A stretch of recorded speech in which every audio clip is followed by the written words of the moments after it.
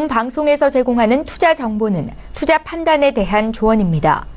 방송에서 제공하는 주식의 가치, 가격 상승 및 가격 하락에 대해서는 방송사에서 보장하지 않습니다. 시청자 여러분 안녕하십니까? 출발 증시와일드 2부로 돌아왔습니다. 최은정입니다. 어제 국내장에서 코스피, 코스닥 모두 강보합으로 거래를 마치는 모습이 나타났습니다. 코스피는 뚜렷한 방향성 없이 보합권의 등락을 반복했는데요. 업종별로 미국의 세이프가드 발동 소식에 태양광주가 하락한 것이 특징적이었고 또 실적 시즌을 앞두고 화장품주도 어제장에서는 약세를 보였습니다. 장중 900선을 회복했던 코스닥 지수는 오후 들어서 상승폭을 줄이면서 역시 강보합으로 마감이 됐는데 수소차 상용화 기대감에 관련 부품주, 운송 장비주는 강세를 보였었고요. 자, 오늘 국내장 움직임은 어떨까요? 오늘도 두 분의 전문가와 함께 추천주 공개해드리는 시간 갖겠습니다. 라이브 매매타임 시간이고요. 또 장중 시청자 여러분들이 보내주신 종목 상담도 가능하신데요. 지금 나가고 있는 번호 샵 0082번으로 참여해주시면 되겠습니다. 건당 100원의 정보 이용료가 부과됩니다. 지금 시각이 8시 52분을 막 넘어서고 있는데요. 오늘도 장 개장 전에 시초가 공략주 듣겠습니다. IBK투자증권의 박성환 차장 전화로 만나볼게요. 차장님 안녕하세요. 네, 안녕하십니까? 예, 오늘 시초가 공략주는 어떤 종목 보셨습니까? 네, 날씨가 춥습니다. 예. 경동나비엔 말씀을 드리고 싶습니다. 국내 보일러 시장 점유율 35%로 국내 1위 보일러 기업입니다. 작년 3분기 기준 경동나비엔의 매출액은 북미 34%, 중국 14%, 러시아 8% 등 해외 비중이 60%에 이릅니다. 결국은 전통적 내수 산업이었던 보일러 산업의 프레임을 벗어난 수출 기업으로 볼 수 있겠습니다. 투자 포인트는 2017년부터 20년까지 연평균 38%의 성장이 예상되는 중국 가스보일러 시장에서 시장의 성장은 물론 점유율 상승까지 가세하면서 동기간 연평균 50% 이상의 중국 매출 성장이 예상됩니다. 두 번째로 지역별 매출 이익률이 중국이 30% 후반, 미국 온수기는 20% 후반, 미국 가스보일러는 40%대로 해외 수익성이 국내보다 훨씬 높습니다. 해외 매출은 2016년 45%에서 작년 60%대로 빠르게 증가하고 있고요. 믹스 개선이 지속되고 있습니다. 열 효율 1위 컨덴서 보일러 전문기업으로서 환경 이슈가 부각되면서 선진국이 그랬듯 한국과 중국의 컨덴싱 보일러 비중 증가로 차별적인 성장이 가능하다 보겠습니다. 글로벌 피어 중에 중국의 수출 비중이 높은 미국의 에이오 스미스와 일본 린나이의 평균 PER이 25배를 상회합니다. 에이오 스미스의 2017년부터 19년까지의 EPS 연평균 성장률은 12.1%, 린나이는 6.1% 수준인데요. 경동나비엔의 EPS 연평균 성장률은 30%에 달하는 고성장기에 진입을 했습니다. 올해 예상 PER은 17배 수준이기 때문에 상대적으로 저평가 수준에 놓여 있습니다. 또한 국내 경우에도 보일러가 교체 주기가 7년에서 10년 정도로 이야기되고 있는데 2000년대 초반 설치된 약 100만 대의 교체 수요가 본격 들어가고 있습니다. 2004년까지 컨덴싱 보일러 비중은 10%대였지만 2015년부터 보급 속도가 빨라지면서 2016년 23% 그리고 2017년 24%로 상승하고 있고요. 경동나비엔의 국내 매출에서 컨덴싱 보일러 비중은 2016년 26%에서 2017년 30%로 상승하고 있습니다. 전반적으로 국내 가스 보일러 사람에서도 교체 주기 도래로서 실적도 어느 정도 성장하고 있는 것 같습니다. 해외 투자에 관련된 실적 성장이 키포인트로 볼 수 있겠고요. 단기적인 목표가는 7만 원, 손절가는 5만 5천 원 제시할 수 있겠습니다. 예, 오늘 시초가 공략주는 경동나비엔이었습니다. IBK투자증권의 박성환 차장께 구체적인 투자 전략까지 여쭤봤습니다. 고맙습니다. 네, 감사합니다. 예, 저희 본격적으로 오늘 라이브 매매타임 시간 갖겠습니다. 함께해 주실 두 분의 전문가 화면으로 먼저 만나보시죠. 초특급 종목 공개 라이브 매매타임. 밑꼬리만 있다면 고점 돌파도 시간 문제. 밑꼬리 매매의 달인 박용경. 안정과 성장, 미래 가치를 한 번에. 철학이 있는 투자 신일섭. 예, 오늘 함께해 주실 두 분의 전문가 나와 계시는데요. 오늘도 인사부터 드리겠습니다. 하나금융투자의 박용경 FA팀장 오셨고요. 벤자민 투자연구소의 신일섭 소장 이렇게 두 분 모시고 이야기 나눠봅니다. 안녕하세요. 안녕하세요. 예, 반갑습니다. 오늘도 전일장 특징주부터 분석을 해보겠습니다. 어제 많이 오르거나 내린 종목 중에서 혹시 사볼 만한 종목이 있는지 투자 팁 얻어 가실 수 있는데 성장성 긍정적으로 보신다 하시면 구펜말을 드시겠죠. 먼저 네오 위주 보겠습니다. 네오위즈의 주가가 어제 상한가에서 거래를 마쳤는데 이슈가 좀 있었습니다. 두 분의 의견 좀 들어볼게요. 최근에 주가 흐름이 좋지 못했었는데 어제 이렇게 52주 신고가가 기록이 된 거였고요. 듣겠습니다. 3, 2, 1. 예, 두 분 모두 긍정적인 팻말을 드셨는데 저희 박용경 팀장께 들어볼게요. 네, 일단 네오위즈가 어제 상한가 마감을 했는데요.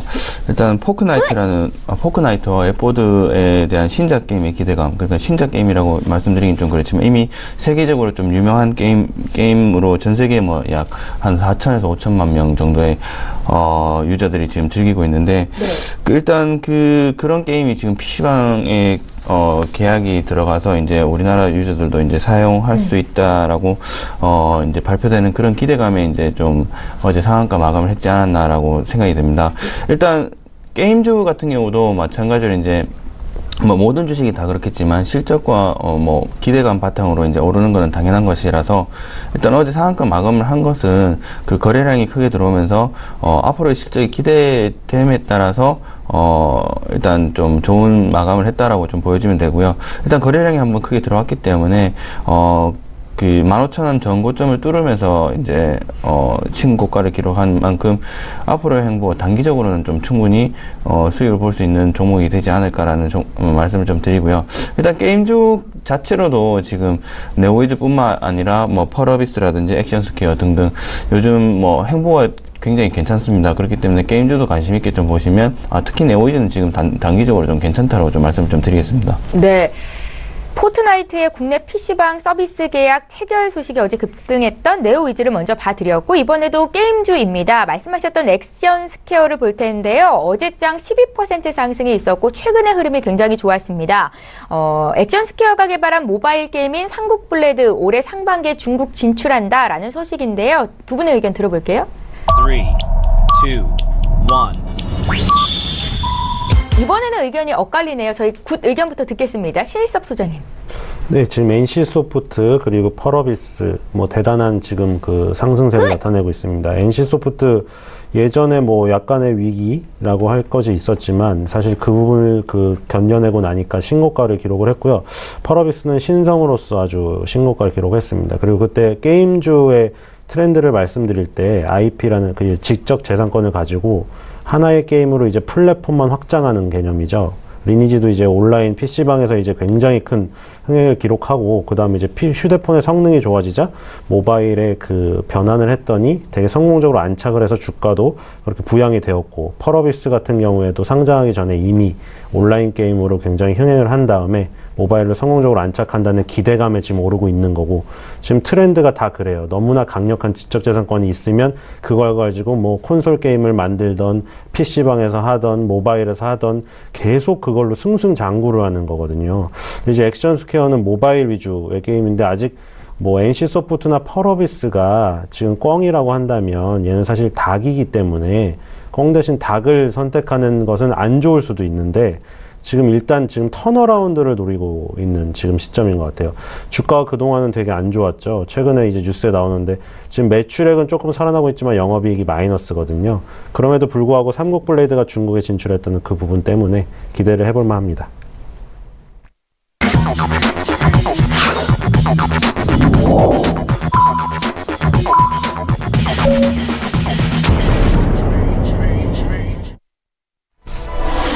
예, 1월 25일 목요일 국내 장이 이제 막 시작이 됐습니다. 잠시 뒤에 국내 증시 어떻게 출발하고 있는지 분위기 함께 봐드릴 거고요. 저희 2부 시간에는 시청자 여러분들 종목 상담 도와드리고 있습니다. 건당 100원의 정보 이용료가 부과되는 샵 0082번으로 지금 문자 참여해 주시면 되겠습니다. 자, 그럼 오늘 국내 증시 출발 분위기 함께 보겠습니다. 먼저 코스피 시장으로 가보시죠. 시가총액 상위 종목군 움직임부터 살펴봅니다.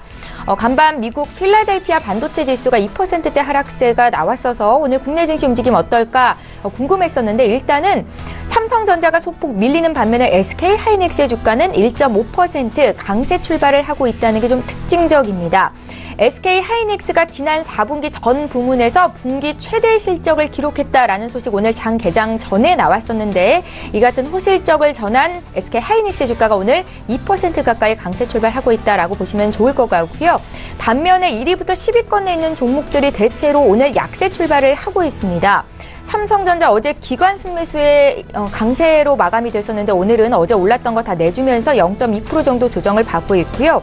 포스코의 주가가 2% 가까이 하락하면서 37만 9천 원 선에서 시초가를 형성하고 있습니다. 대체로 약세인데 지금 오르는 종목들을 좀 살펴보면 현대모비스가 0.37% 오름세로 출발하고 있고요. 한국전력이 0.14%, SK가 0.3% 오르면서 30만 6천 원에서 시초가를 형성하고 있습니다. 지수 움직임 좀 살펴볼게요. 예, 현재 국내 증시는 엇갈린 흐름을 보여주고 있는데요. 코스피는 약보합으로 출발이 됐습니다. 어제 종가 수준이고요. 2,537에서 거래를 시작하고 있고 코스닥은 어제 이어서 소폭 오릅니다. 0.01% 강보합 894선에서 거래가 시작되고 있습니다. 자, 코스닥도 시가총액 상위 종목은 어떻게 출발하고 있는지 분위기 잠깐 보겠습니다. 코스피에 비해서는 오르고 있는 종목들이 더 눈에 많이 띄는데요. 어제 나란히 셀트리온 3인방이 약세를 보였었죠. 오늘은 셀트리온이 0.17%, 셀트리온 헬스케어가 0.25% 상승 출발이 되고 있고요. 셀트리온 제약까지 1% 오르면서 출발이 되고 있습니다. 바이로메드가 지금 1.6% 상승하면서 오늘장도 오름세인데 지금 시가총액 4위까지 올라와 있는 상황이고요. CJ ENM이 0.11% 상승입니다. 또 스튜디오 드래곤이 최근에 급등세를 나타내고 있는데 어제 52주 신고가를 갈아치우면서 6%나 올랐었거든요. 오늘은 1% 정도 조정이 나오고 있고 86,000원 선에서 거래가 되고 있습니다. 네, 믿고 보는 라이브쇼 라이브 매매타임 시간입니다. 오늘 국내 증시 일단은 코스피가 지금 상승 전환이 된 상황인데 끝까지 분위기는 잘 봐야 될 것 같고요. 이런 장에서 두 분의 전문가는 어떤 종목을 선별해 오셨을지 오늘도 공개를 하겠습니다. 먼저 두 분의 수익률 자랑부터 해봐야겠죠. 박용경 팀장 종목부터 함께 살펴보시죠. 네, 지난 12월 13일에 주셨던 오텍입니다. 오텍이 지금 두 자릿수 상승률 30.5% 수익을 기록 중에 있습니다. 잠시 뒤에 한 말씀 들어볼 거고요. 이 자리에 계시는 신일섭 소장님도 종목 있으십니다. 함께 보시죠. 인터로조 11월 27일에 주셨던 종목인데 지금 20% 가까운 수익을 역시 기록하고 있습니다. 박용경 팀장님 오텍부터 한 말씀 들어볼까요? 네, 일단 오텍은 계속적으로 좀 관심을 가져봐야 될 종목이라고 좀 판단이 되고요. 일단 올 여름까지는 서서히 우상향할 할 수 있는 힘이 충분히 있는 기업이기 때문에 일단은 실적 기반 그리고 오텍에서 가장 주요 사업군으로 지금 포트폴리오를 구성하고 있는 에어컨이라든지 냉장 장비들 그런 쪽으로 매출들이 계속적으로 좀 잘 일어나고 있고 그리고 충분히 실적이 점점 좋아지고 있음에도 불구하고 주가가 반대로 움직이고 있었기 때문에 기존까지는 좀 매직 구간이었다고 생각하시면 이제부터는 좀 주가를 끌어올리는 모멘텀이 살아나는 구간이라고 좀 판단하시고 접근을 하시면 될 것 같고요. 지금 자리에서도 충분히 분할 매수 가능하다라고 좀 말씀을 좀 드리겠습니다. 예, 지금도 주가가 좀 많이 올라와 있는 것 같은데 충분히 더 오를 가능성이 있다라고 오텍을 판단하고 계십니다. 박용경 팀장님 종목이었고요. 저 이번에 인터로조 볼게요. 신일섭 소장님. 네, 지금 최근에 눈 관련주가 굉장히 급등하는 것 같아요. 삼천당 제약이 이번 달 시작할 때 15,500원이었거든요. 지금 32,450원이에요. 1월 달이 안 끝났는데 지금 한 달 동안 최고가로 115%가 올랐어요. 삼천당 제약이. 그리고 DHP 코리아 그때 한번 포트에 있었는데 처음에 되게 안 오른다고 했는데 결국 DHP 코리아도 삼천당 제약과 같이 움직이기 때문에 그쵸, 한 몸이나 마찬가지죠.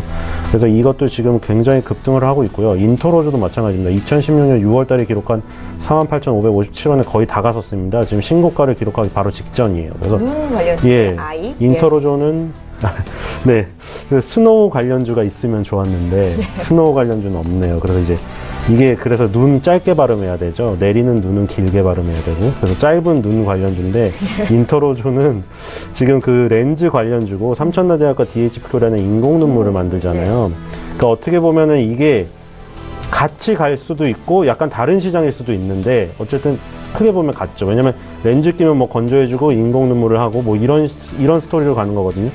어쨌든 지금 다 주목할 필요가 있는 것 같아요. 그러니까 바이오주가 굉장히 초강세를 띠고 있는데 한 면에서는 이렇게 제약과 이렇게 좀 의료기기 쪽, 요쪽도 지금 파워 있게 나가고 있기 때문에 이런 쪽도 지금 관심 있게 보면 또 수익을 창출할 수 있을 것 같습니다. 예, 지속홀딩을 말씀하시는 건가요? 네, 인터로조는 왜냐면 지금 2016년 고점이 얼마 안 남았는데 네. 3000단 제약 같은 경우에 이미 신고가를 엄청나게 갔잖아요. 그럼 이제 후발주를 찾는단 말이에요. 눈 관련주 중에. 인터로조 같이 저번에 한스바이오메드 잘 기억해 보시면 똑같은 현상이 지금 일어나죠. 그때 바이오주가 너무 가고 뭐 간라젠이니 뭐니 갈 때 너무 무서우면 한스바이오메드 같이 지금 이제 신고가를 돌파하려는 종목이 낫다. 이런 말씀을 드린 뒤로 고점 돌파하자마자 그냥 위로 날아가 버렸잖아요. 손도 댈 수 없듯이. 지금도 마찬가지거든요. 또 똑같은. 계속 반복이에요. 3000단 제약이 지금 110% 올랐잖아요. 무섭죠. 그럼 이제 고점 돌파하는 인터로조가 날 수 있다는 거죠. 또 이러다가 2주 뒤에 봤는데 인터로조 날아가 있으면 또 맞는 거겠죠. 예. 자, 두 분의 전문가와 함께 오늘도 어떤 종목을 사야 이렇게 날아갈 수 있는지 정보를 드리도록 하겠습니다. 예, 두 분의 전문가 이제 라이브 매매타임 시간 시작을 해볼 텐데요. 박용경 전문가 종목부터 공개해 볼게요. 12종목 봐주시죠. 네, 뭐 지난주랑 큰 차이는 없는데요. 일단 좀 GS건설 먼저 좀 말씀을 좀 드리겠습니다. 네. GS건설은 이제 주가 흐름이 좀 저점을 좀 다지면서 안정적으로 좀 우상향할 수 있는 조건을 좀 마련했다라고 이제 좀 판단이 되고요. 일단 차트 자체도 우상향할 수 있는 그 성향을 지금 좀 하나씩 좀 만들어가고 있는 것 같습니다. 지금 최근에 거래량이 조금씩 들어오면서 이제 저점을 높여가고 있기 때문에 지금은 31,000원 가격대로서 지금 오늘도 한 1% 정도 좀 오르는 좀 소폭 오르는 움직임을 좀 보이고 있는데 일단 뭐 4분기에는 실적이 좀 부진했지만 2018년 올해 2017년 4분기에는 좀 부진했지만 2018년 올해는 뭐 주택 경기라든지 하반기 때 해외 플랜트 쪽으로 지금 수주가 몇 가지 프로젝트 수주가 기대되고 있기 때문에 그런 프로젝트가 수주가 예상대로 이루어지고 그리고 주택 매출이 지금 예상대로 나와준다면 일단 전고점 돌파는 좀 가능하지 않겠냐. 그래서 제가 저번에 목표가를 35,000원 정도로 드렸던 것이고 지금 자리에서 충분히 지금 뭐 29,000원에서 3만원 사이에는 매수 가격대라고 좀 말씀을 드리겠습니다. 그렇기 때문에 분할 매수를 통해서 포트 비중이 좀 없으신 분들은 담으셔도 괜찮을 것 같다라는 말씀을 좀 드리겠습니다. 목표가는 여전히 35,000원이시고요. 네네네. 예. 다음 종목은 일단 포스코 좀 말씀을 드리겠는데요. 포스코는 일단 뭐 4분기 2017년까지는 실적이 계속적으로 양호하게 나왔고 2018년에 이제 어떻게 실적이 나올 것인지 좀 한번 살펴봐야 될 건데 일단 중국 쪽의 철강 시장이 여전히 매력적인 시장으로 계속적으로 나와 있기 때문에 포스코 쪽에서는 굉장히 호재로 작용할 가능성이 굉장히 높습니다. 일단 뭐 중국 정부가 계속적으로 철강 구조 조정과 감산 정책을 펼치고 있는 만큼 가까운 이웃 나라인 우리나라에서 좀 뭐 계속적으로 수입을 할 가능성이 굉장히 높고요. 일단 포스코 같은 경우는 뭐 가격과 품질 쪽에서 계속적으로 좀 양호한 흐름을 좀 나타내고 있기 때문에 톤당 판매 단가가 계속적으로 높아지고 있다라고 보시면 될 겁니다. 그렇기 때문에 뭐 일단 포스코 같은 경우는 전고점이 지금 그 36만 원을 충분히 지금 돌파를 했기 때문에 지금 40만 원이나 45만 원 앞으로 조금 더 주가 양호한 흐름을 좀 기대를 할 만하다라고 좀 판단하시면 될 것 같고요. 지금 뭐 추천했던 자리인 30만 원에서 33만 원 사이에서 보유하시고 계셨던 분이 계실 것 같은데 아직까지는 매도 타이밍이 아니니까 충분히 보유를 하셨다가 다 상반기 실적 1, 2분기 실적을 확인하신 후에 추가적인 매수를 할 것이냐 아니면 매도를 통한 수익 실현할 것이냐를 좀 판단하시면 될 것 같습니다. 네. 다음으로는 대한광통신 좀 말씀드리겠습니다. 대한광통신 같은 경우는 일단 뭐 제가 계속적으로 좀 말씀을 해드리고 있는 종목이기도 하고요. 그리고 뭐 5G나 뭐 새로운 뭐 4차 산업혁명을 맞이한 그런 테마주로서 좀 손꼽히는 종목이기도 한데요. 일단 6,500원 이상 지금 7,000원에서 좀 주가가 한번 급등을 하면서 7,000원 정도에서 지금 주가가 한번 횡보하는 그림을 좀 그리고 있다라고 좀 보시면 될 것 같은데 일단 제가 생각할 때는 지금 횡보냐 아니면 6,000원, 5,000원 후반대까지 지금 한번 조정이 올 것이냐 둘 중에 하나인 것 같습니다. 일단 5,000원 후반까지 조정이 오게 된다면 추가적인 매수 타이밍으로 좀 보시면 될 것 같고요. 아니고 여기서 계속적으로 행보를 할 것이다, 행보를 하게 된다라고 지금 주가 흐름이 나오고 있으면 그때는 매수를 하셔도 괜찮을 것 같다라는 판단이 좀 들고요. 일단은 지금 2017년에 좀 턴어라운드를 잘 이뤄냈고 2018년 지금 실적도 지금 굉장히 기대가 되고 있기 때문에 지금 성장성에 있는 기업이기 때문에 주가의 흐름 자체는 뭐 늘 해보시면 아시겠지만 실적과 그리고 앞으로의 성장성이 기대감을 품고 주가가 앞으로 향후가 결정이 되는 거기 때문에 대한광통신 같은 경우는 테마와 실적 모든 것들이 다 갖춰졌다. 그렇기 때문에 지금 그 조정 후 매수냐 아니면 횡보 후 매수냐 뭐 제가 두 가지 방향을 좀 제안을 좀 해드리고 싶습니다. 그렇기 때문에 한 2주 정도 가량의 주가 흐름을 좀 더 보시다가 7,000원 사이에서 계속적인 바닥을 다지면서 횡보를 한다라고 하면 추가적인 매수도 가능하다라고 좀 말씀을 좀 드리겠습니다. 그러니까 아직 대한광통신을 사지 못하신 분들은 조금 더 기다릴 필요가 있겠군요. 네네네. 예. 그렇게 좀 보시면 될 것 같고요. 네. 일단 뭐 하반기 매출과 영업이익도 지금 아직 곧 발표를 할 텐데 충분히 예상 한 50억에서 170억 사이는 영업이익을 할 것이라고 생각이 됩니다. 그렇기 때문에 좀 확인을 한 후에 매수를 하셔도 괜찮을 것 같고요. 네. 올해 기대되는 예상 영업이익이 한 230억에서 280억 사이라고 하니까 일단 충분히 성장성은 확인됐고, 그리고 올해 초에 굉장히 수주 뉴스가 굉장히 많았었죠. 그렇기 때문에 충분히 성장성과 기술력은 인정을 세계적으로 받았다라고 좀 보시면 될 것 같습니다. 네. 네, 그 다음 종목은 오텍인데요. 오텍은 좀 리뷰를 한번 해드렸지만 일단 충분히 하반기가 아니고 올 여름까지 주가 흐름이 좀 양호하게 좀 흘러갈 것이라고 생각이 되고요. 그에 따른 이유는 제가 앞서서 설명드렸지만 냉장 사업 분야와 에어컨 사업 분야의 실적이 굉장히 좋게 지금 잘 나오고 있기 때문에 올해 지금 피크인 여름, 그러니까 봄 여름 때쯤 다시 한번 매출과 영업이익이 한번 상향이 되지 않을까, 그런 관점에서 조금 지금 자리에서도 좀 분할 매수로 좀 접근을 하셔도 좀 괜찮을 것 같다라는 말씀을 좀 드리고요. 2018년 초반에 거래량이 들어오면서 주가가 한번 10,000원에서 11,000원 사이로 크게 올랐기 때문에 이 이후에 지금 주가 흐름을 좀 보시게 되면 조금씩 오르다가 지금 최근에 한 13,000원까지 올랐기 때문에 지금 자리에서 지금 12,000원에서 13,000원 사이에서는 다시 한번 추가적인 매수 타이밍이라고 좀 보시면 될 것 같습니다. 오텍 같은 경우는 다시 한번 좀 요약해서 서머리해서 말씀을 드리자면 실적이 좋았던 기업임에도 불구하고 주가는 반대로 흘렀기 때문에 지금까지 2017년 여름 8월 달부터 2017년 말까지는 충분히 매집 기간이었다라고 좀 보시면 되시고요. 한 6개월가량의, 한 4개월가량의 매집을 끝내고 2018년 초반부터 지금 달리기 시작한 기업이라고 좀 보시면 될 것입니다. 그렇기 때문에, 포트에 담지 못하셨던 분은, 분할 매수로 좀 담으셨다가, 일단은, 목표가를 한 14,000원에서 15,000원 사이로 좀 잡으셔가지고 좀 대응을 하시고요. 일단 지금 현 매물대인 13,000원에서 14,000원 사이를 돌파를 하는 게 굉장히 가장 오텍에서는 가장 중요한 자리이고요.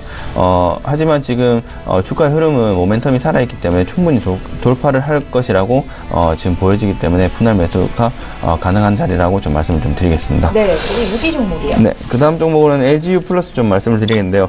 LGU 플러스 같은 경우는 지금 평창 동계올림픽이 얼마 남지 않았죠. 지금 대형 3사 통신사, 대표적인 통신사 저희 SK텔레콤과 KT 그리고 LGU 플러스가 거기에 맞춰서 지금 5G 시연회를 좀 글로벌적으로 하겠다라는 거기에 스케줄에 맞춰서 굉장히 내부적으로 바쁘다라는 그런 뉴스를 좀 제가 접했는데, 일단 거기에 맞춰서 LG 플러스와 KT, SK텔레콤 통신 3사 통신사 중에 하나는 좀 포트에 담아라고 좀 말씀을 좀 드리고 싶습니다. 특히나 LG 플러스 같은 경우는 IoT 서비스와 유선 서비스 등 굉장히 좀 좀 사업적인 성장 흐름이 좀 앞으로 양호할 것이라는 그런 부분이 좀 많기 때문에 LG 플러스 같은 경우는 조금 지금 제가 14,000원 초반에 좀 추천을 드렸나요? 그때 이후에 지금 계속적으로 양호한 흐름을 좀 보이고 있는 것으로 지금 확인되는데, 일단 통신망과 그런 5G의 조기 도입이 지금 기대되고 있는 만큼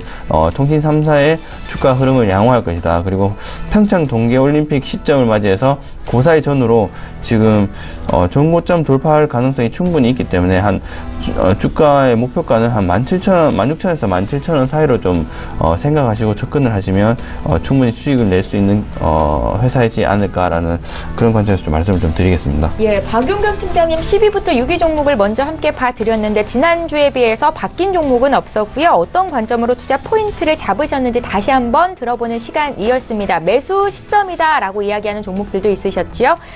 예, 관심 갖고 지켜보시면 좋을 것 같고요. 이번에 저희 신일섭 소장님 종목 함께 공개할게요. 네, 오늘 결론적으로 말하면 10개 중에 하나가 바뀌었거든요. 예. 그 하나를 주목하면 좋을 것 같아요. 일단 10위는 오로라 그대로입니다. 오로라가 이제 미국 시장이 차지하는 게 전체 매출의 약 60%라고 합니다. 거의 절반이 넘으니까 미국 시장, 이른바 북미 시장이 절대적이죠. 지금 오로라 입장에서는 오로라가 초반부터 미국 시장을 위주로 사업을 했기 때문에 이렇게 사업에 차지하는 비중이 커졌어요. 그리고 지금 매출의 85%가 자체 브랜드에서 창출되고 있습니다. 유유와 친구들, 그리고 주비스. 그러니까 예전에 처음 역사를 얘기 드렸을 때 봉제 완구, 그러니까 우리가 흔히들 뭐 인형 눈 붙이는 알바를 한다 이런 게 이제 뭐 그냥 봉제 완구는 자기가 캐릭터가 없고 주문이 들어오면은 바늘 가지고 봉제로 완구를 만들어주는 거였어요. 근데 그렇게 하다 보니까 사업에 한계가 있는 거죠. 그래서 자체 브랜드 욕심이 있었고, 그렇게 키우다 보니까 지금 이 단계까지 온 겁니다. 그래서 지금은 자체 브랜드 매출 비중이 높고 미국 시장에 굉장히 특화된 이런 구조가 갖춰졌죠. 미국 시장의 주가가 좋은 거는 다들 아실 테고, 그리고 트럼프가 뭐 굉장히 무슨 여러 가지 정치적 이슈가 많지만 그럼에도 불구하고 지지도가 올라가는 거는 주가가 좋기 때문이거든요. 계속 말씀드리지만 자본 앞에서는 좌파가 우파가 없어요. 돈 벌게 해주면 다 좋아하거든요. 그러니까 그런 걸로 봤을 때 미국 소비가 살아나면 당연히 좋은 구조가 있다는 걸 아실 테고, 그래서 저번에 보여드린 코스트코라던가 월마트, 그리고 미국 소비의 대명사 카드회사 아메리칸 익스프레스의 주가를 보세요. 지금 엄청난 상승세입니다. 지금 미국의 소비는 좋을 수밖에 없는 거고, 주가도 좋고 기분도 좋고 경제도 좋아지고 하니까 마트를 가가지고 아메리칸 익스프레스 카드로 엄청나게 사들이겠죠. 그러니까 미국의 소비가 좋아지면 당연히 미국의 비중이 높은 오로라도 좋고요. 그래서 시장의 기호에 따라 캐릭터를 변형 출시하고 있는데, 같은 유와 친구들인데 약간씩 바꿔서 나가요. 프랑스 버전, 미국 버전. 또 이런 현지 특화된 전략, 세밀한 이런 부분들이 조금 더 매출에 도움이 되는 전략인 거고. 자, 9위 종목 AK홀딩스. 이게 하나 바뀐 건데, 지금 AK홀딩스랑 어떻게 보면은 좀 비교해서 얘기하고 싶은 게 CJ 제일제당이 당이 들어가 있잖아요. 원래 설탕 만드는 회사. CJ 제일제당을 지금 설탕 만드는 회사만으로 취급하지 않잖아요. 그렇죠? CJ 제일제당은 종합식품 거대 그룹이 되었죠. 그리고 이제 AK홀딩스 여기도 마찬가지인데, AK 플라자 뭐 아실 텐데 영등포에 있잖아요. 거기가 원래는 비누 공장이었어요. 비누 공장으로 출발했죠. 애경은 비누 회사였어요. 근데 지금 애경그룹을 비누그룹이라고 부르는 사람 아무도 없습니다. 지금 비누부터 시작해서 생필품, 뭐 항공, 부동산, 화학, 온갖 분야를 다 하고 있어요. 화장품까지. 이제 거대한 그룹이 되어가고 있는데, 지금 보면은 애경 유화, 그리고 제주 항공, AK홀딩스 이렇게 상장되어 있죠. 원래 애경 유화 회사만 상장되어 있었는데 분할돼서 AK홀딩스에서 두 개로 나뉜 거예요. 그냥 뭐 BGF 리테일하고 BGF라 그렇게 분할됐다고 생각하시면 편합니다. 그래서 AK홀딩스는 홀딩스가 붙은 것들은 그냥 가족의 대표라고 생각하시면 되고, 이제 뭐 자식들이에요. 밑에 있는 애들은. 지금 제주항공까지 상장되어 있고, 제주항공의 성장세가 굉장히 무섭죠. 지금까지도. 그래서 그런 것들 AK홀딩스를 더 뭐 부각시키는 데 도움이 됐었고요.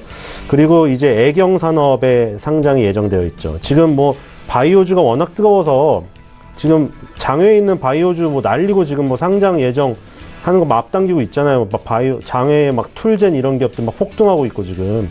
근데 이제 바이오 쪽도 그런데 이번 연도에 유통기업도 대형 그런 것들이 많아요. 지금 애경산업이 있고, 이랜드 리테일, 킴스클럽 뭐 팔았지만 이랜드 리테일이 상장 예정이에요. 그러니까 애경산업과 이랜드 리테일의 양대 그 큰 것들이 상장 예정되어 있기 때문에 이 부분도 무시할 수가 없는 분야가 될 것 같아요. 그래서 지금 제주항공이 굉장히 잘 나가고 있고, 애경유와 화학 쪽으로 잘 나가고 있고, 그걸 또 보여주는 게 세계 최고의 알루미늄 기업 알코아의 주가, 그리고 정유기업 쉐브론의 주가, 그리고 세계 최고의 철강기업 포스코의 주가를 보세요.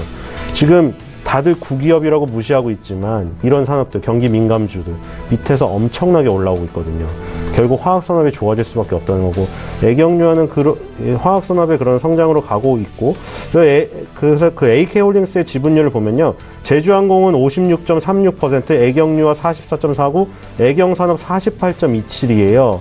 그러니까 거의 다 절반 이상을 갖고 있기 때문에 AK홀딩스는 이 자식들이 농사가 잘 되면 AK홀딩스가 주가가 좋은데, 지금 보면 애경유화 급등하고 있죠. 제주항공 이제 출발 시작했죠. 애경산업 지금 뭐 견미리 팩트니 뭐니 해서 중국에서 난리라고 하는데 상장되면 1조 간다는 얘기도 있어요. 그러니까 지금 주요 이 세 기업이 다 좋잖아요. 그럼 이 애경유화든 제주항공이든 뭐 그 애경산업이든 마찬가지인데 조금 차이가 있을 거 아니에요. 사업이 조금 틀리니까.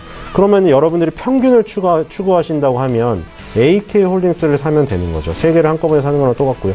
AK홀딩스를 주목하시면 좋을 것 같고, 목표가는 16만원, 매수가는 82,200,000원입니다. 좀 높게 잡았죠? 지금 네. 수준에서 2배 수준을 보시는 거예요? 2배 수준이고요. 네. 자, 8위는 SPC 삼립입니다. 그 SPC 삼립 소개를 많이 드렸지만, 오늘 하고 싶은 거는 밀다원이라는 거예요.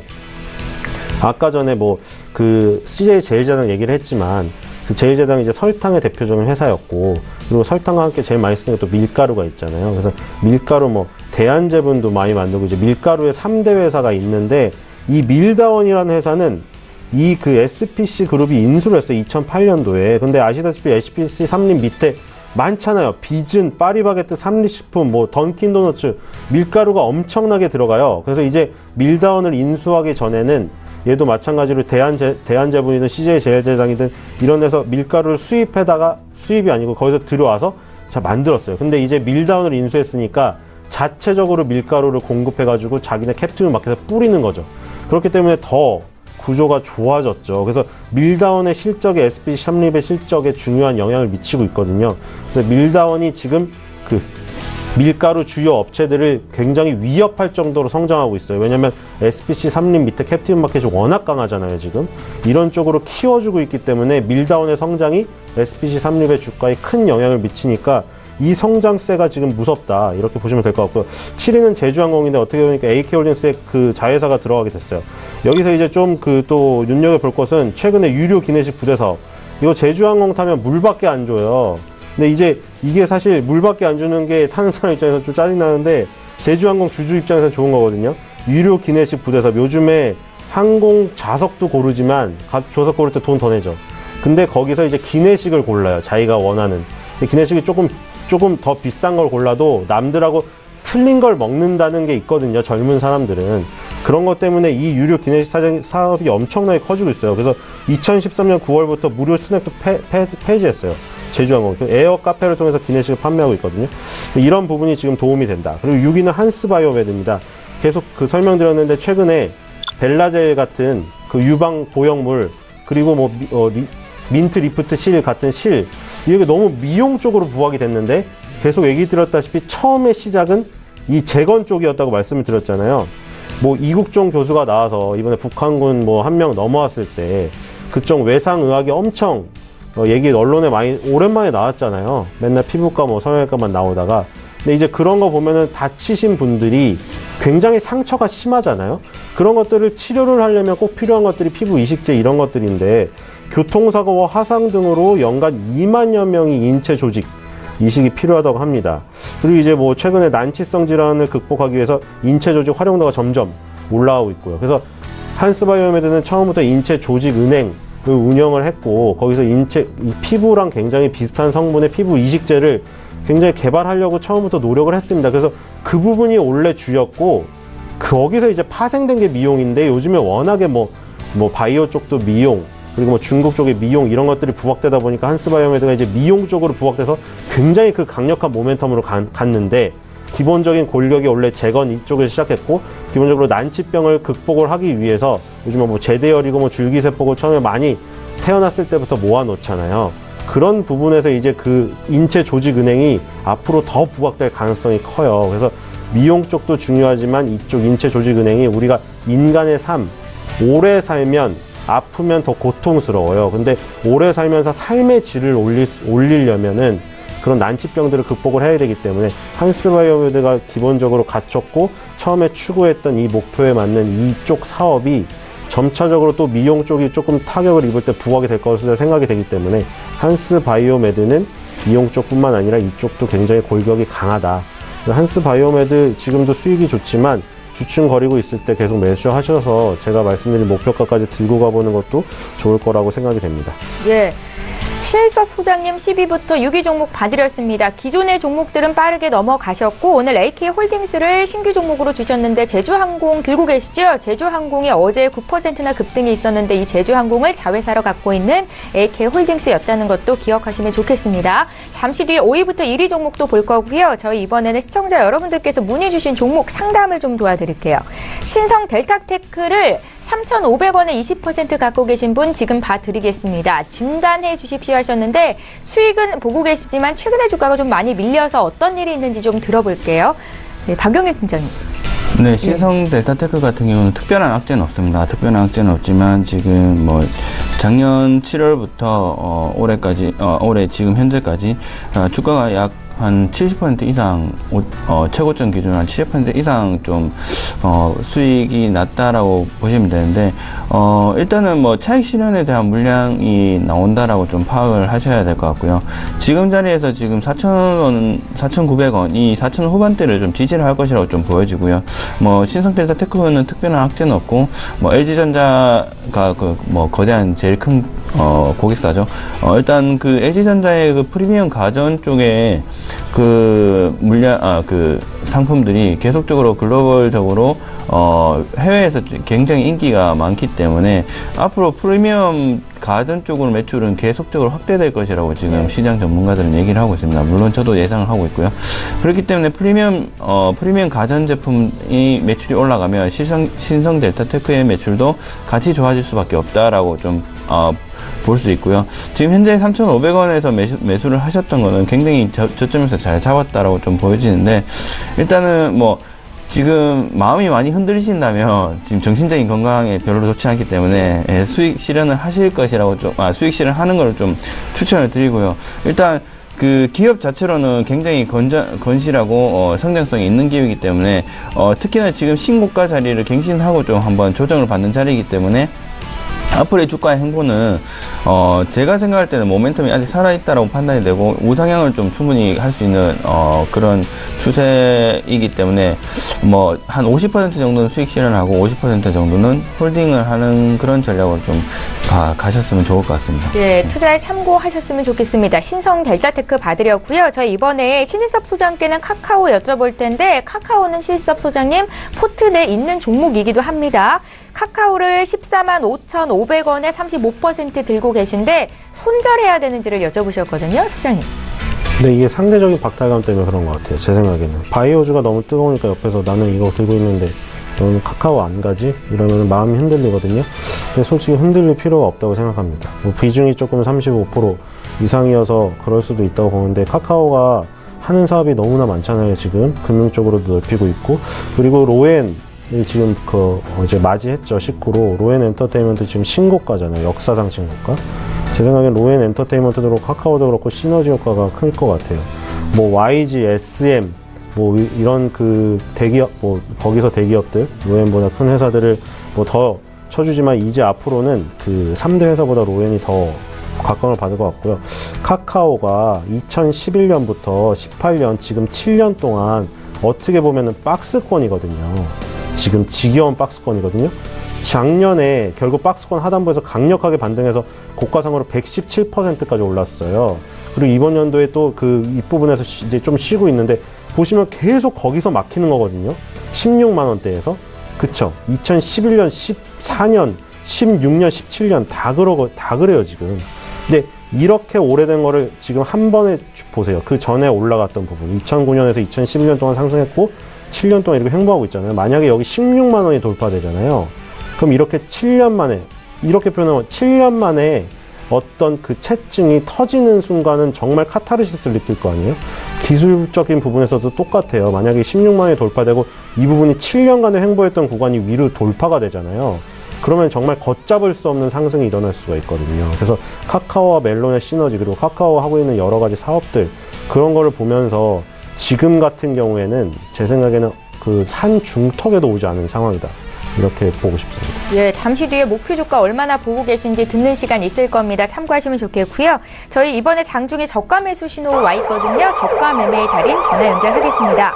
바로투자증권의 윤정식 과장 만나볼게요. 과장님 안녕하세요. 네, 안녕하세요. 예, 오늘은 어떤 종목 보셨는지 구체적으로 투자 포인트 짚어주십시오. 네, 오늘은 진에어 말씀을 드리겠습니다. 진에어 같은 경우는 대한항공의 이 자회사 격인 저가항공사로서 최근에 사실 많은 기대감 가지고 상장을 했는데 아직도 공모가 좀 밑을 맴돌고 있다라고 보시면 되겠습니다. 이 유가 상승에 따른 우려감이 있었지만 하지만 이런 부분들은 충분히 유료 할증료 부과 그리고 원화 강세 등으로 영향이 상당히 좀 경감될 가능성이 높고요. 그리고 이 탑승률 개선 그리고 요율 개선을 통해서 수익성이 충분히 올라갈 가능성이 높다라고 보시면 되겠습니다. 그리고 여기에다가 사실 무엇보다도 이 대한항공과의 시너지 그리고 꾸준한 성장 같은 부분들은 충분히 시장에서 기대감 가질 만하다라고 보시면 될 것 같고요.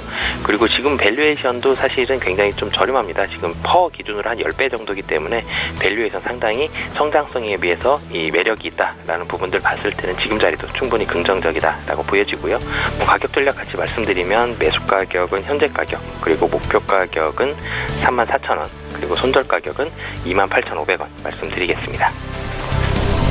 예, 주가가 저평가 구간이다라는 의견이셨죠. 진에어 오늘 저가 매수 포착주였고요. 지금까지 바로투자증권의 윤정식 과장과 함께했습니다. 말씀 고맙습니다. 네, 감사합니다. 예.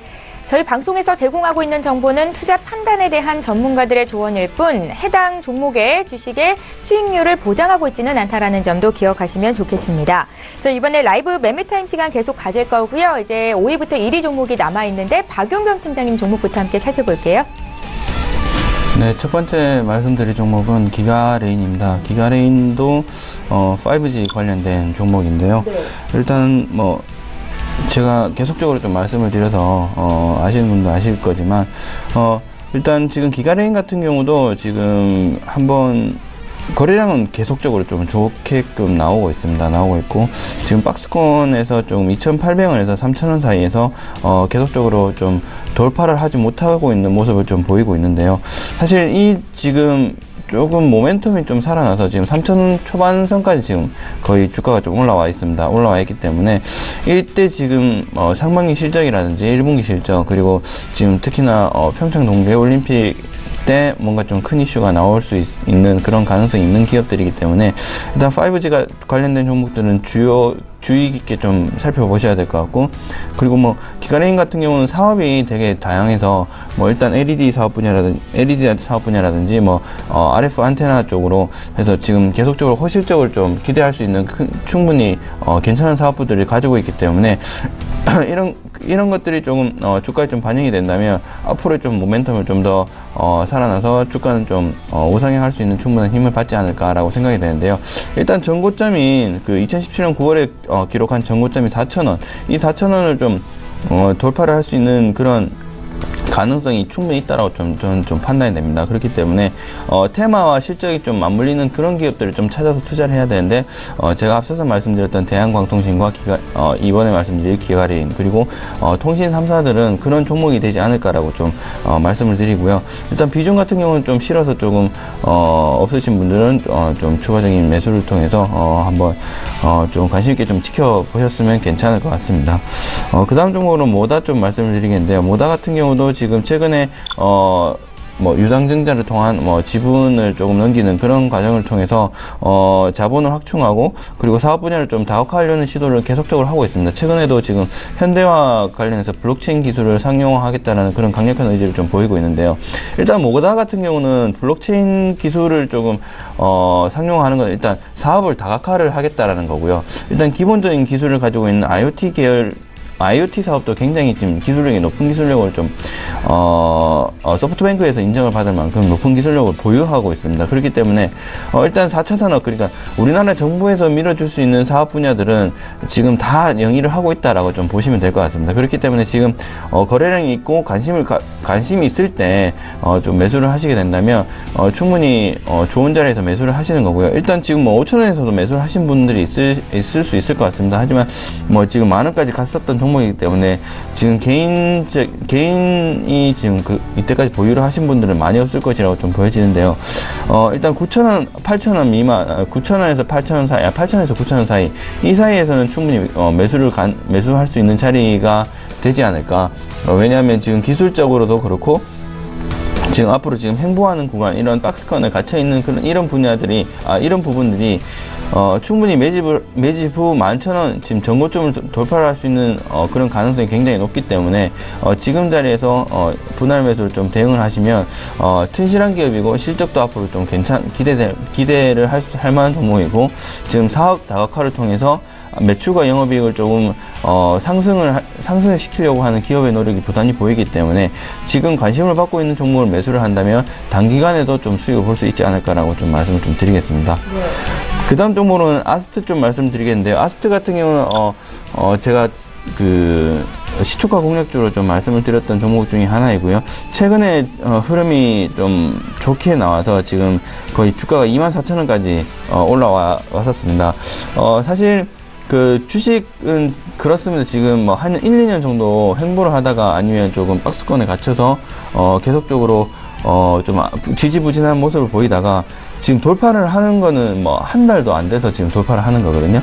지금 제가 아스트 기업을 한 2016년 중반 때부터 계속적으로 좀 지켜보고 있었는데, 지금 2016년에도 2016년 7월이죠. 2016년 7월에도 22,900원을 돌파를 못하고 다시 한번 주가 흐름이 한 15,000원 선까지 빠졌었습니다.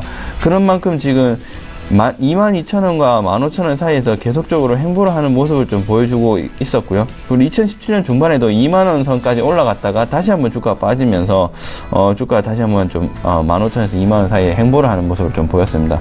하지만 이번에 2018년 3월에 지금 미국 APT 사업이 거의 한 13조, 15조, 16조, 한 17조 가량의 규모의 지금 사업이 지금 우리나라 한국항공우주에서 지금 수주를 하기 위해서 부단한 노력을 좀 하고 있는데, 그 수주를 하게 되면 우리나라에서는 지금 항공기 사업의 파급 효과가 굉장히 클 것이라고 좀 보여지고 있습니다. 그렇기 때문에 일단 아스트 같은 경우는 거기에 대한 수혜를 입을 것이라고 생각이 되고요. 그리고 특히나 지금 항공 부품 쪽으로 해서 영위하고 있는 기업들 중에서 많은 기업들이 있지만은 특히나 시장의 컨센서스를 맞췄던 4분기 컨센서스를 맞춘 기업은 크게 없습니다.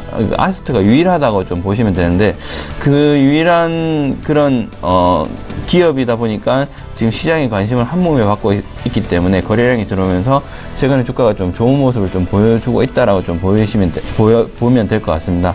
그렇기 때문에 지금 주가 2016년에 기록한 전고점을 돌파를 했기 때문에 3월까지는 좀 주가를 조금 APT 사업 수주 동향을 좀 관심 있게 좀 지켜보시면 좀 좋을 것 같고요. 그때까지는 계속적으로 좀 보유를 하시다가, 일단 1차적인 목표가는 제가 24,000원을 좀 드렸기 때문에 지금 완전하게 돌파는 못했지만 거의 근접해 왔습니다. 그렇기 때문에 뭐 수익 실현을 할 수도 있겠지만 조금 더 보유를 하시라고 좀 말씀을 좀 드리고 싶습니다.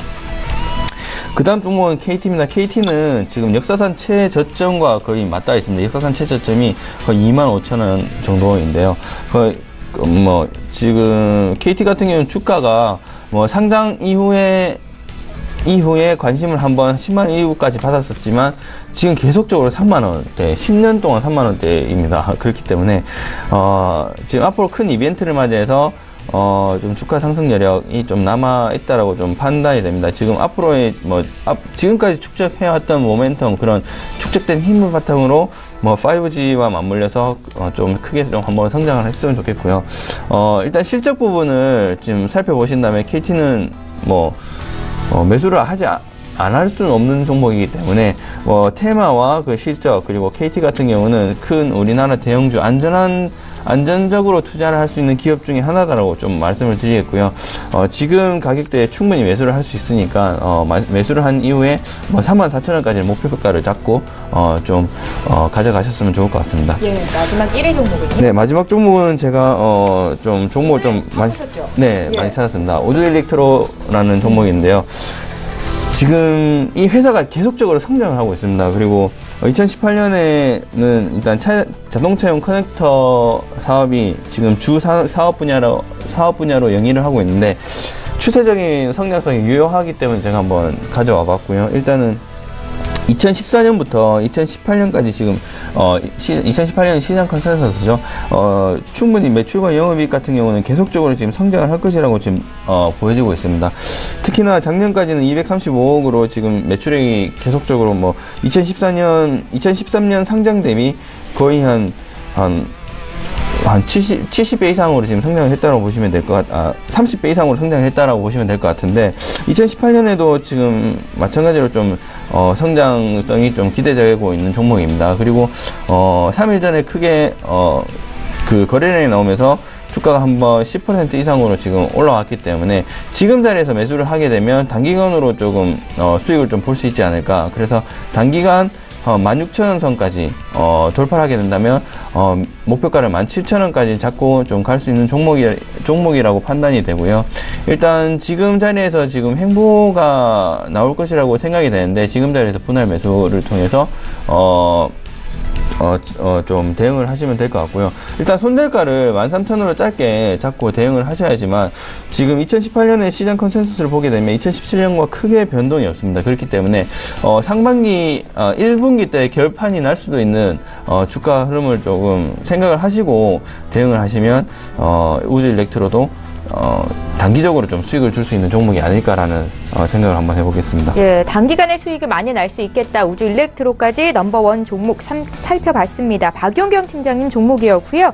저희 빠르게 신일섭 소장님 종목도 공개해볼게요. 네, 5위 펄업있습니다. 자, 그 리니지2 레볼루션의 넷마블 게임즈, 리니지 M의 NC소프트.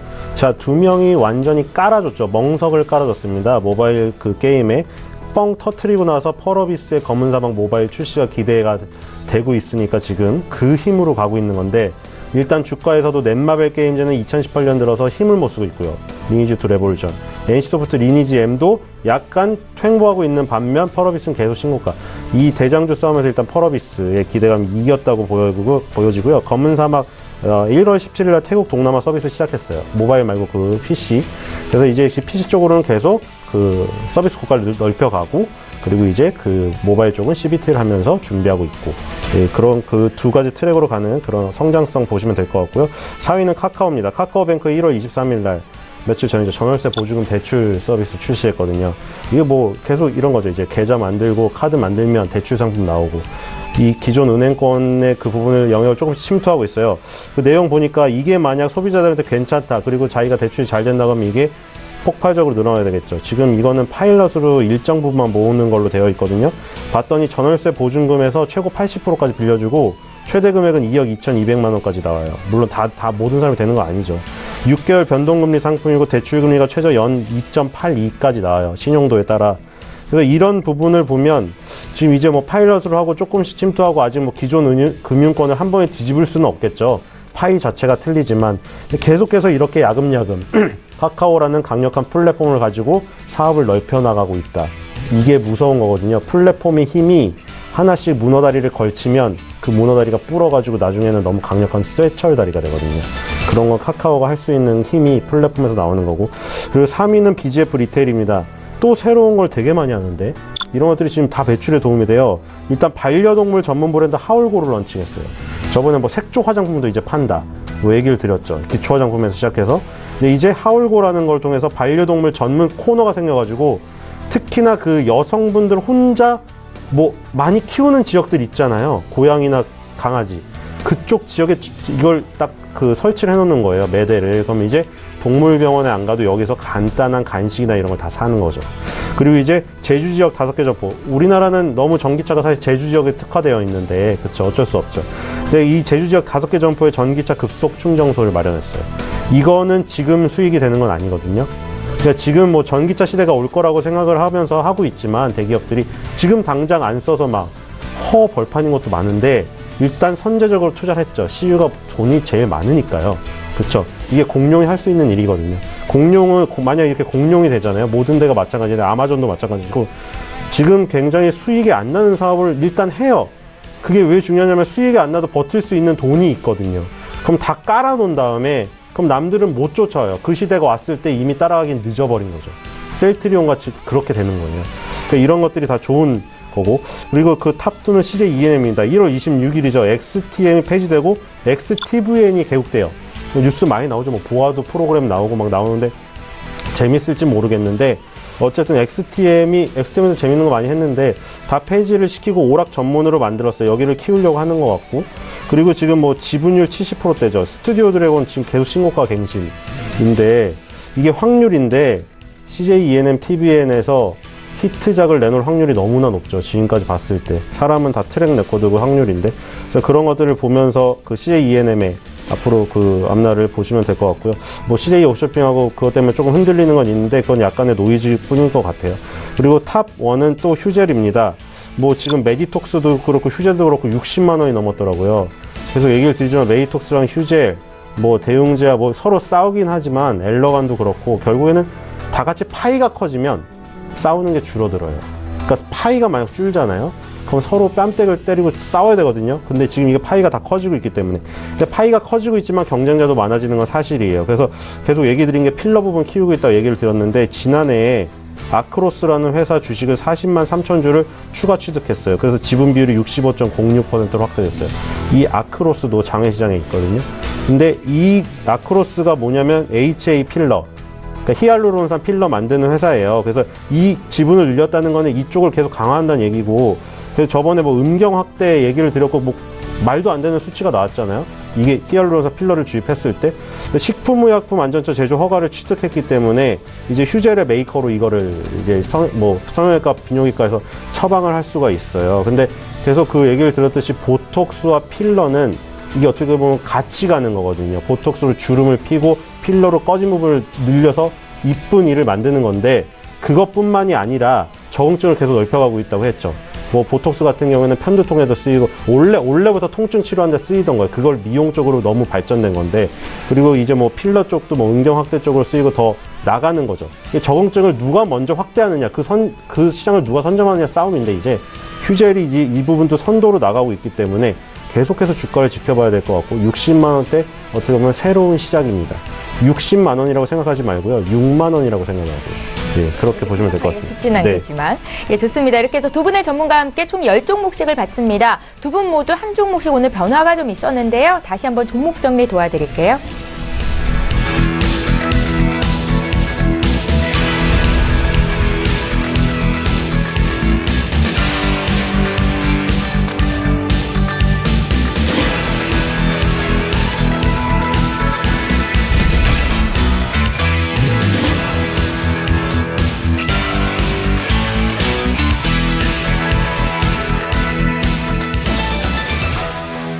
예, 오늘 라이브 매매타임 여기까지 진행하겠습니다. 두 분의 전문가와 함께했고요. 하나금융투자의 박윤경 FA 팀장, 벤자민 투자연구소의 신일섭 소장, 이렇게 두 분이었습니다. 말씀 잘 들었습니다. 예, 출발 증시와이드 이제 마치겠습니다. 국내 증시 오늘 코스피는 상승 전환이 됐고 코스닥은 0.23% 어제에 비해서 약세 움직임이 나타나고 있습니다. 시장 분위기 잘 보시고요. 저희는 내일 이 시간에 또 오겠습니다. 고맙습니다.